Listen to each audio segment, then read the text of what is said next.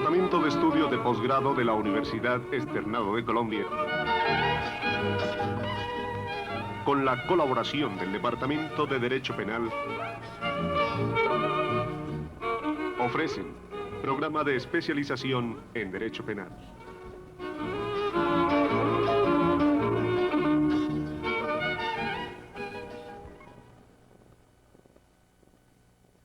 Vamos a ocuparnos hoy del fenómeno de la tentativa en los códigos penales de 1936 y de 1980. Como ustedes recordarán, la legislación penal colombiana precedente descomponía la tentativa en las 4 tradicionales modalidades de inacabada, acabada, desistida e imposible.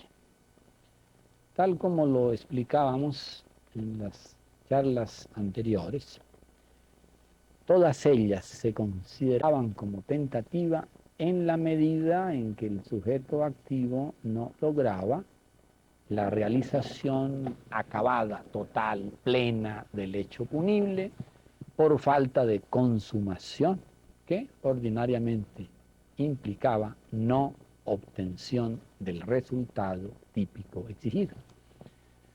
Por lo que hace a las tentativas acabada e inacabada, recordemos que tienen como características comunes las del comienzo de ejecución del hecho punible, solamente delito en el Código Penal del 36, la iniciación de actividades que caben dentro del concepto de ejecución, es decir, comportamientos idóneos e inequívocamente orientados hacia la producción del evento querido y no realización del mismo por circunstancias independientes de su voluntad.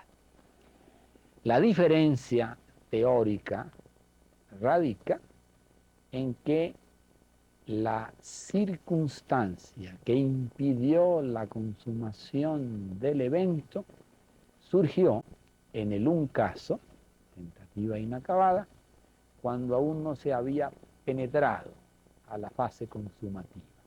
Y en el otro, cuando habiéndose penetrado a ella, el resultado tampoco se produce por las mismas circunstancias. Siguiendo los lineamientos lógico-formales de la concepción carrariana, resulta fácil separar la tentativa inacabada de la acabada. Basta decir que en la una al agente le faltaba algo por recorrer para desembocar en la meta final de la consumación, tentativa inacabada, a tiempo que en la acabada recorrió todo el íter criminoso, pese a lo cual la consumación no se obtuvo. Pero si esto es entendible en el plano meramente teórico, no lo es, sin embargo, en el de la realidad. La verdad es que el Código Penal colombiano del año 36, que separó las dos instituciones, indicaba en relación con la última que el sujeto había realizado todos los actos necesarios para la consumación, con lo que ya estaba incurriendo en una contradicción sustancial. Si alguien ha realizado todo lo necesario para que un hecho acaezca, pues no podría pensarse que éste no se realice, porque si no ocurre es porque no se hizo lo necesario para que ocurriera. De todas maneras, y ustedes como jueces o abogados han vivido muchas veces esta experiencia, resulta prácticamente imposible lograr una diferenciación neta, tajante e inmune a las críticas entre la tentativa inacabada y la acabada. Es tal el cúmulo de circunstancias impeditivas de la consumación y tan infinitos los instantes entre la llamada por los clásicos fase ejecutiva y la consumativa, que no es en manera alguna posible precisar el lindero que separa la una de la otra. Entre otras cosas, porque desde el punto de vista probatorio, casi nunca es posible fijar claramente tal delimitación. Basta pensar en la hipótesis de quien dispara sobre otro y el proyectil golpea a 1 metro de distancia. Se dirá, ¿es una tentativa acabada o inacabada? Probablemente será acabada para unos, para quienes consideran que una vez salido el proyectil del arma, ya el agente hizo todo lo necesario para que la muerte se produjera. Y otros dirán que la mejor prueba para demostrar que era inacabada es el sitio donde golpeó el proyectil. Pero aún con esta tesis, si vamos teóricamente acercando el proyectil al cuerpo de la víctima hasta que penetre en él, ¿en qué instante podemos afirmar que la tentativa de inacabada se convierte en acabada? Si penetró en una pierna, podría decirse, bueno, el que lo hubiera lesionado en la pierna está demostrando objetivamente que el resultado, muerte, no estaba en condiciones de producirse.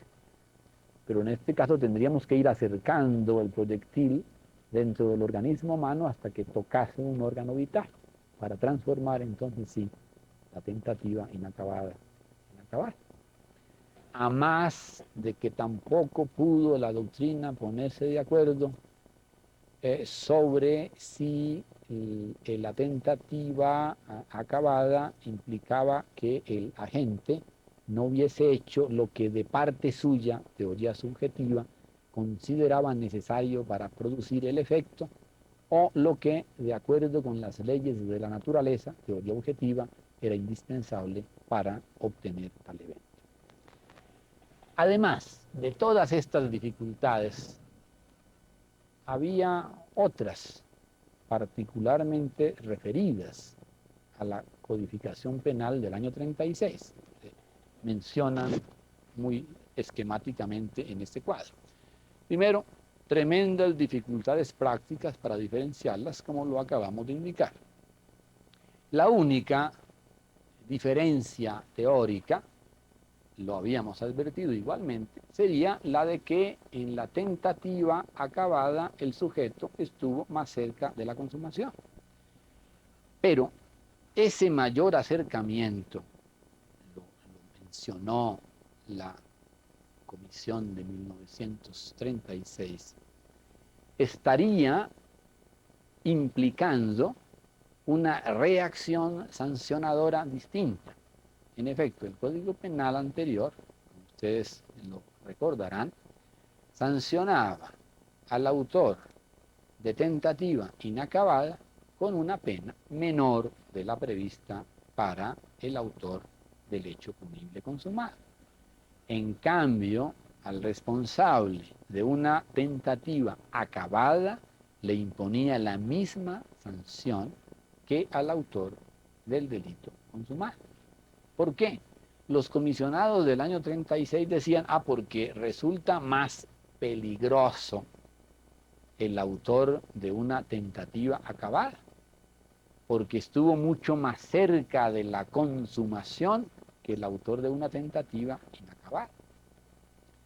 Argumento ilógico, porque aún aceptando dentro del contexto positivista que orientó en algunos casos a los legisladores de 1936, que es más peligroso el autor de una tentativa acabada que de una tentativa inacabada, resulta que esa peligrosidad que se supone es un dato personal del sujeto, es un algo de su propia estructura psicosomática.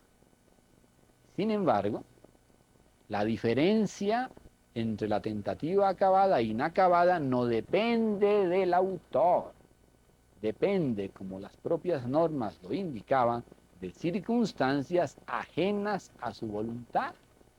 Entonces, si se afirmaba, como lo decían los comisionados del año 36, que había que aumentar la pena al responsable de una tentativa acabada porque había demostrado ser más peligroso que el de una tentativa inacabada, se estaba indicando, y lógicamente, que la peligrosidad no dependía ya del sujeto, sino de un dato ajeno a su voluntad, con lo que se rompía verticalmente el concepto mismo de peligrosidad.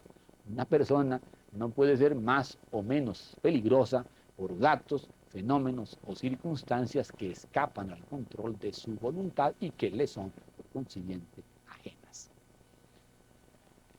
Por eso resultaba injusto, antitécnico, asistemático, el que el Código Penal anterior equiparase la pena del autor de tentativa acabada con la del autor de delito consumado. Porque eliminado, destruido el argumento de la peligrosidad, solamente queda una cosa real, que el uno consumó el hecho y el otro no alcanzó a consumar. Y no es lo mismo, por muchos esfuerzos mentales que se hagan, matar a una persona que casi matar a esa persona. En el un caso, la persona ya no vive, ha desaparecido del mundo. En el otro está muerta. Y algo va entre estar vivo y estar muerto.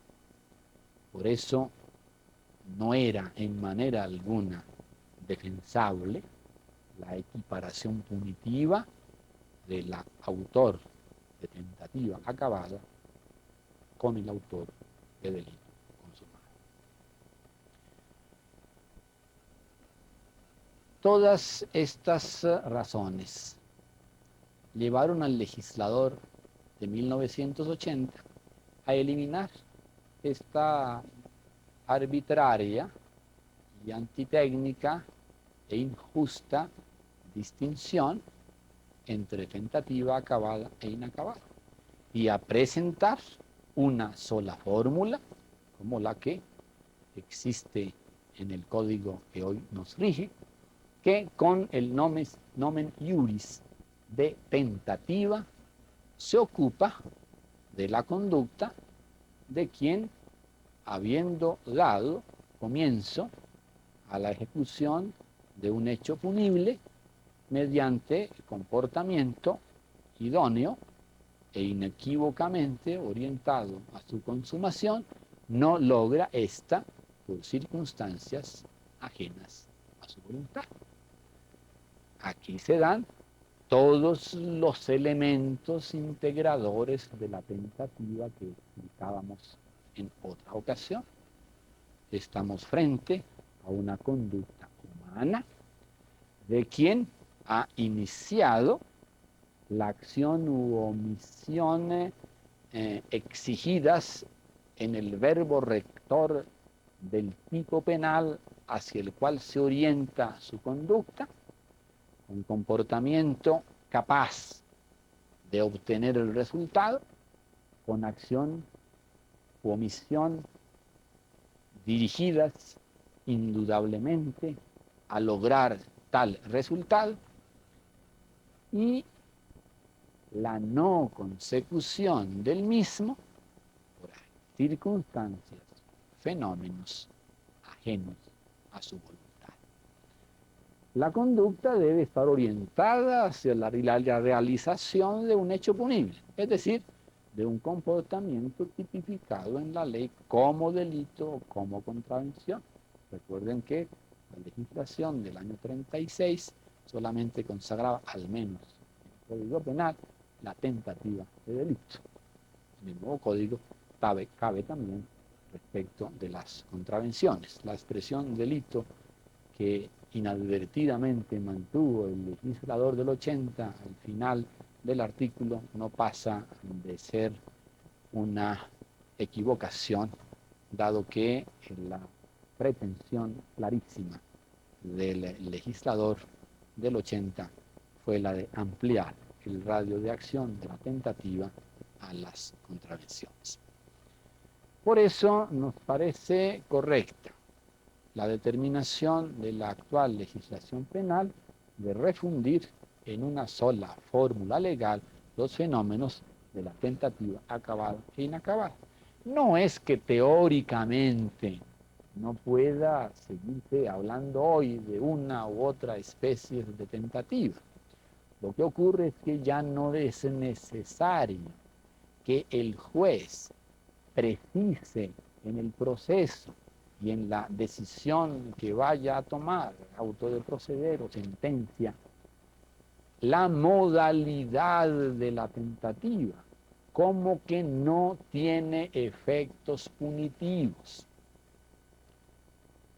Sobre este último particular, el código, con muy buen criterio, indicó que la concreción punitiva al responsable de tentativa se daría teniendo en cuenta la mayor o menor proximidad de la consumación en que se encontraba cuando surgió la circunstancia impeditiva de ella.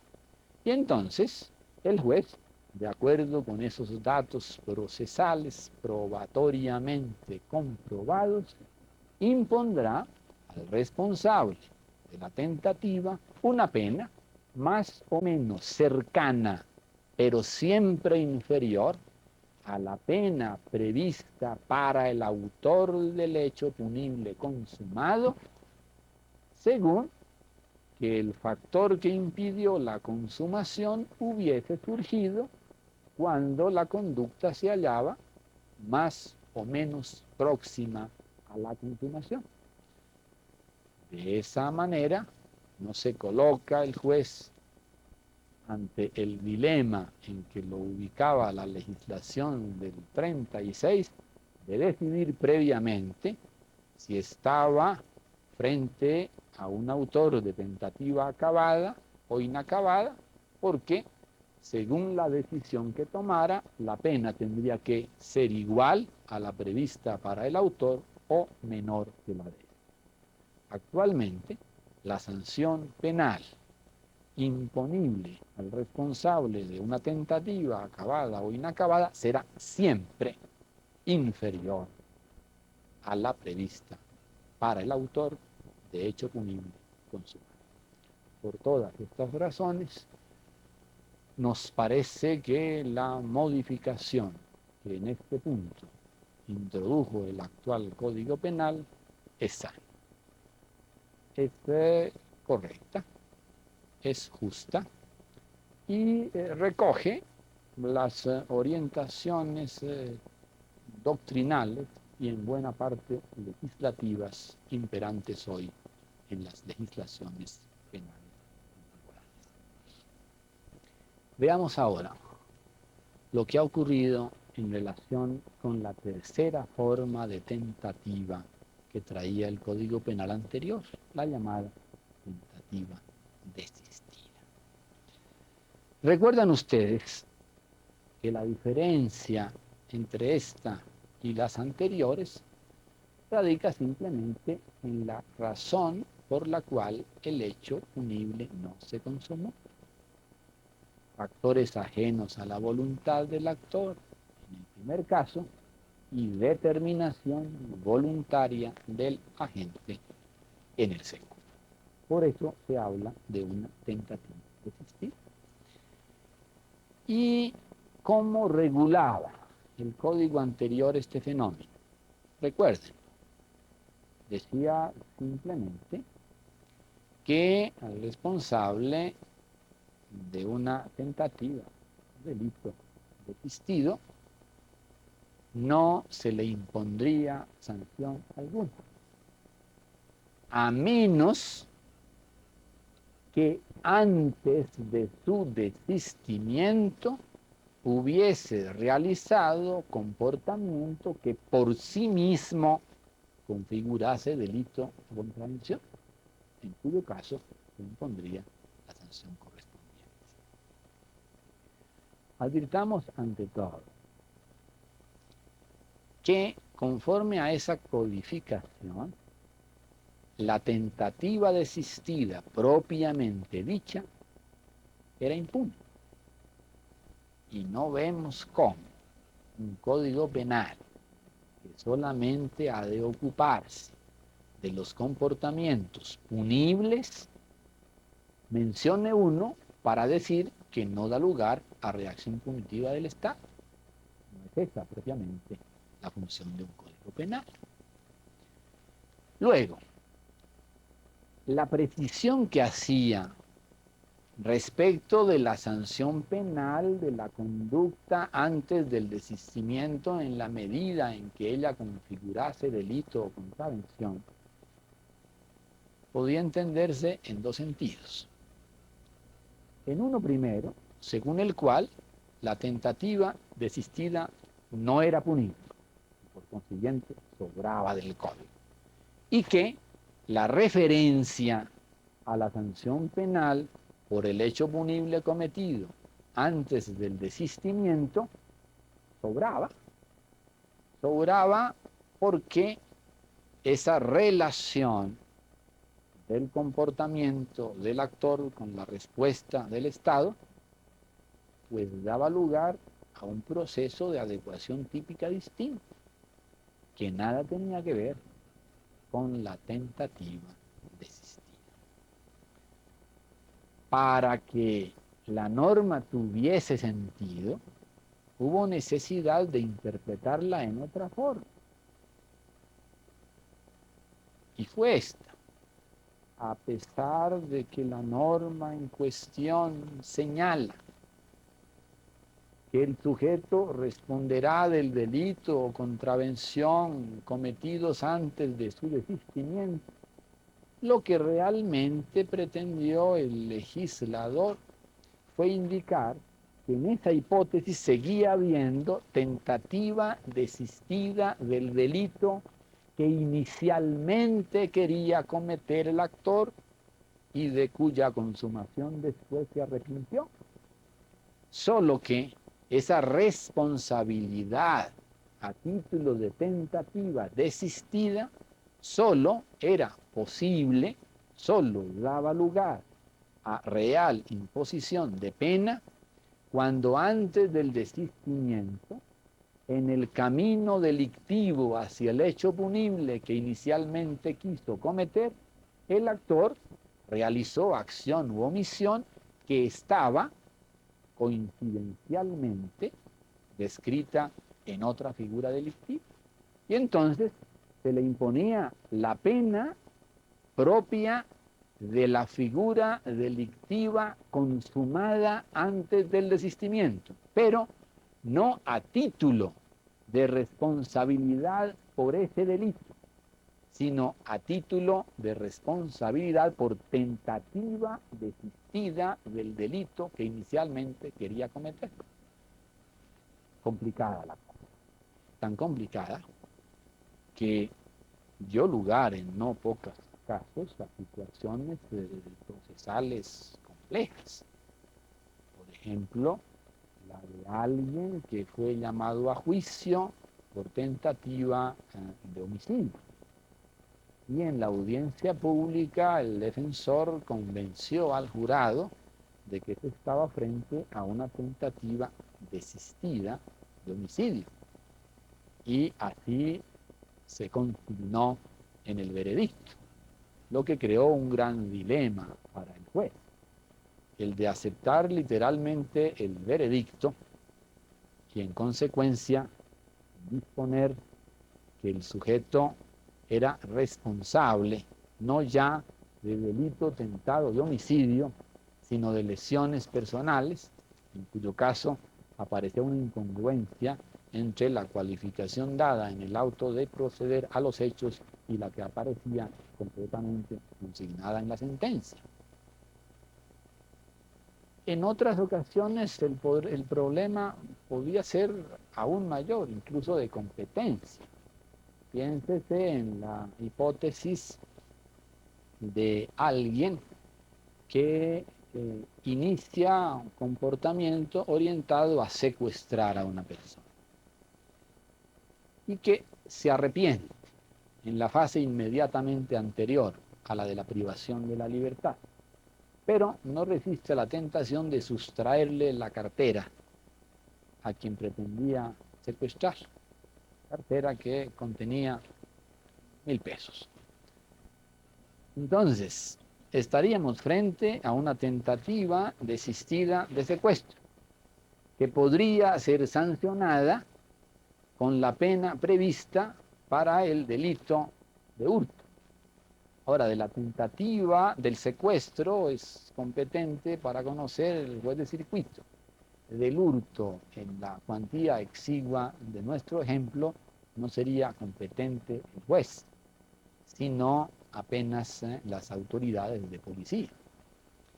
Y no se diga que estamos o que estaríamos frente a un fenómeno concursal, porque el código anterior no estaba contemplando el concurso entre tentativa desistida de un delito y consumación del delito cometido antes del desistimiento, sino que estaba sancionando la tentativa desistida de un delito con la pena prevista para la consumación de otro delito.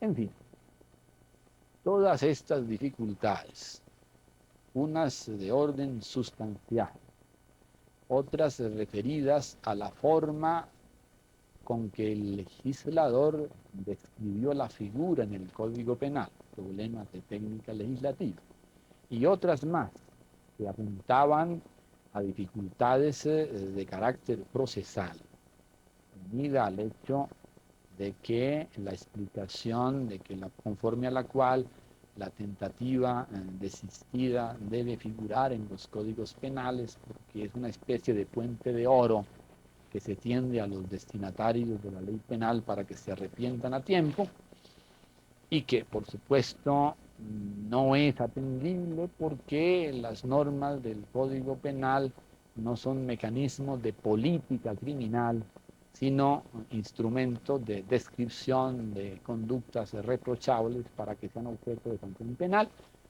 condujeron a nuestro juicio afortunada determinación de suprimir en el nuevo Código Penal esta figura.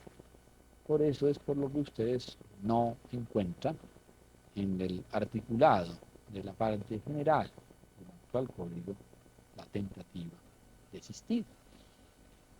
¿Qué va a ocurrir con todos aquellos casos que con dificultad penetraban en la figura del Código Penal anterior?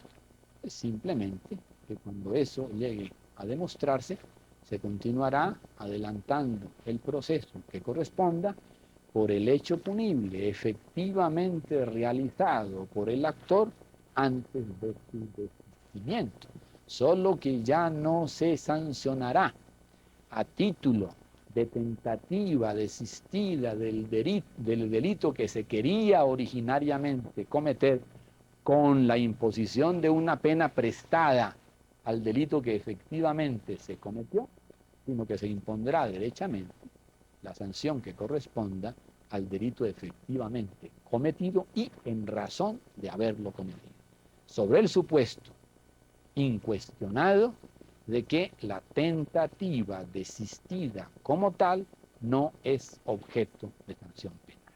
Es un fenómeno que desapareció del escenario del derecho penal positivo colombiano. Veamos finalmente el fenómeno de la tentativa imposible.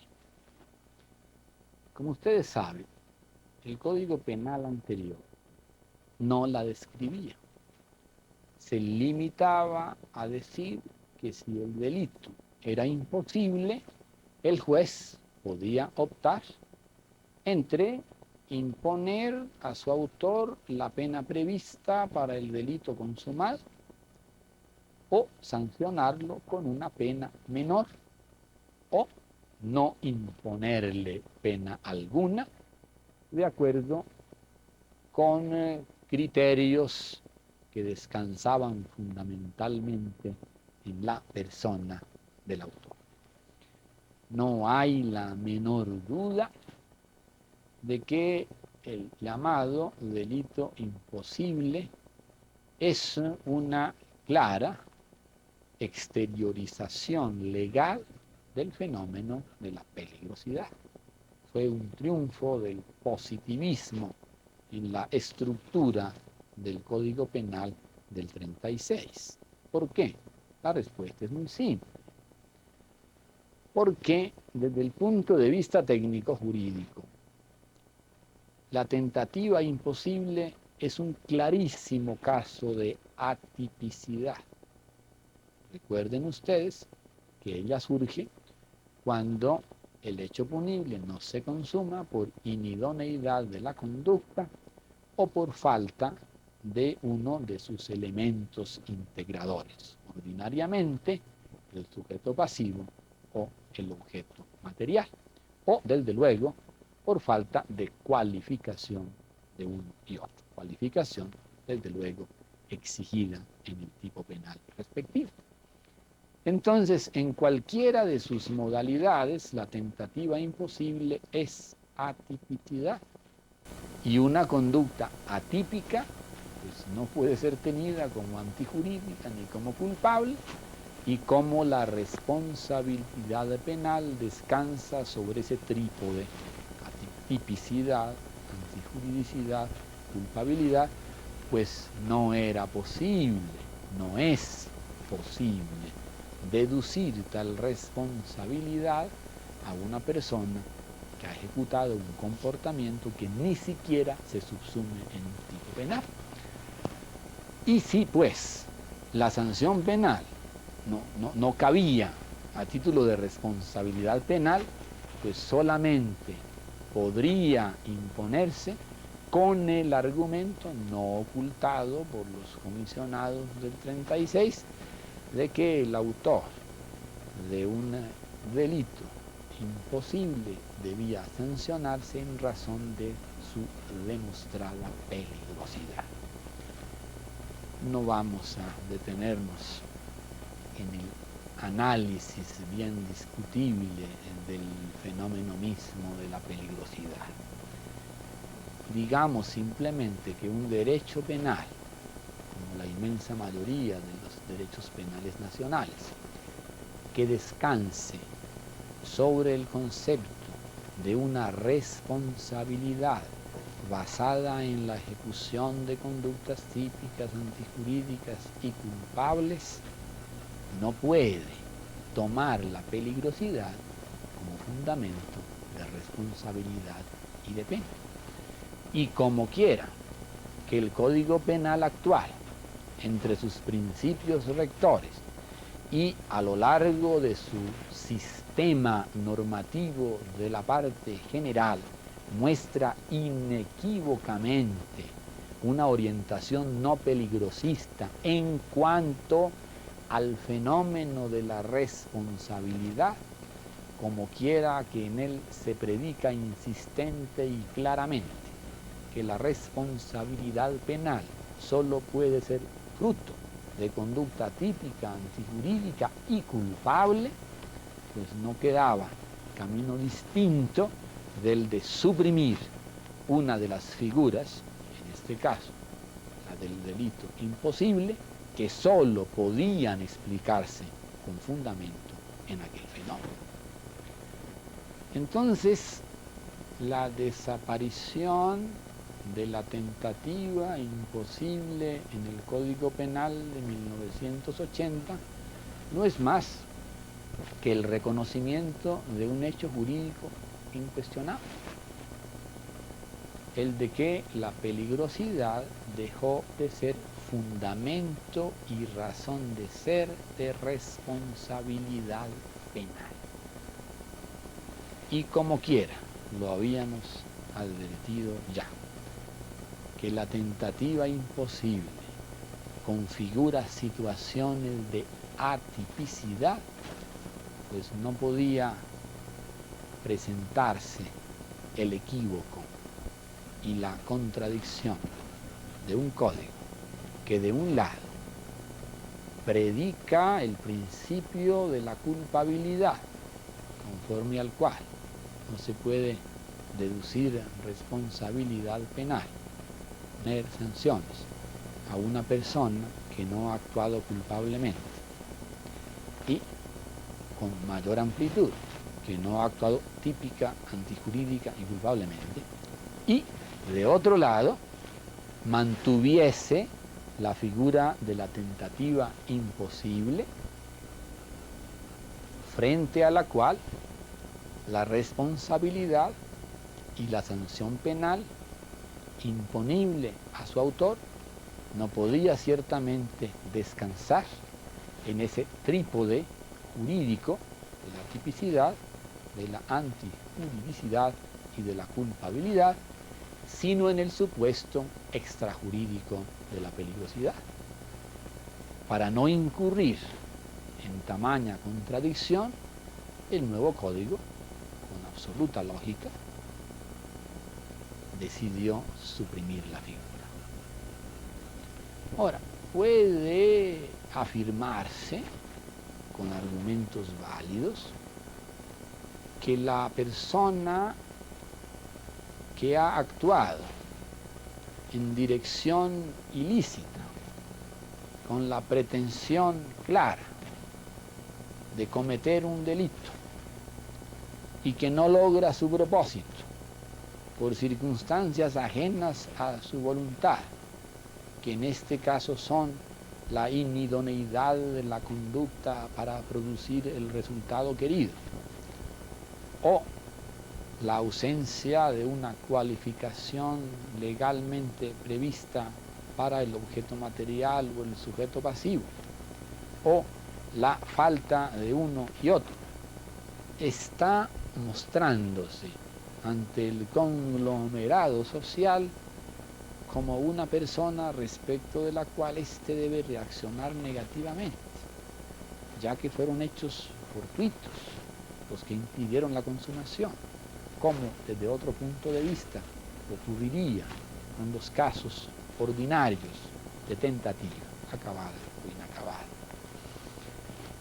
Esto puede ser cierto en el plano social, casi que diríamos en el plano político-social, aún sin tocar el espinoso tema de la real o no existencia de personas peligrosas y del alcance mismo de lo peligroso. Pero esto no tiene por qué llevar a la inevitable conclusión de que la única manera de responder a situaciones semejantes sea la vía penal, y menos aún que esa vía penal permita abrir una, esta sí, peligrosa brecha al principio universal de que no hay responsabilidad sin tipicidad, sin antijuridicidad y sin culpabilidad. Que se tomen otra serie de medidas de carácter extrapenal frente a estos llamados sujetos peligrosos es un problema de política criminal más o menos discutible, que la verdad no ha dado resultados efectivos, al menos en nuestro país y en ningún país que conozcamos. Basta simplemente recordar la larga peregrinación de leyes paralelas al Código Penal, que comenzaron desde el mismo año 36 con la ley de vagos, maleantes y rateros, y que culminaron hace muy poco con el tristemente famoso Estatuto de Seguridad, para mostrar cómo todos los intentos que se han hecho en Colombia para reaccionar negativa, agresiva y punitivamente, aún por fuera del Código Penal, contra estos sujetos peligrosos ha sido un fracaso.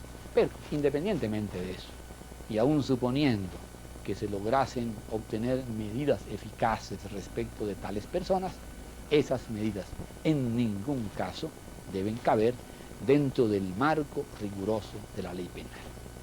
Por eso nos parece que también aquí acertó el legislador colombiano al suprimir esta figura.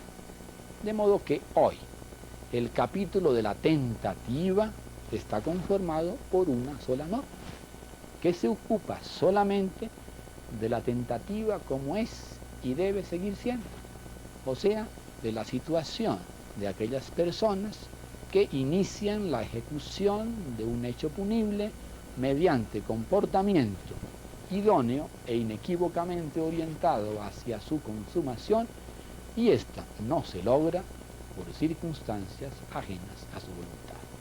Muchas gracias.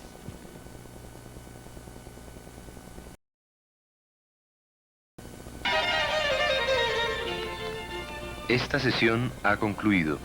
Agradecemos su atención. Fue una realización del Departamento de Estudios de Posgrado de la Universidad Externado de Colombia.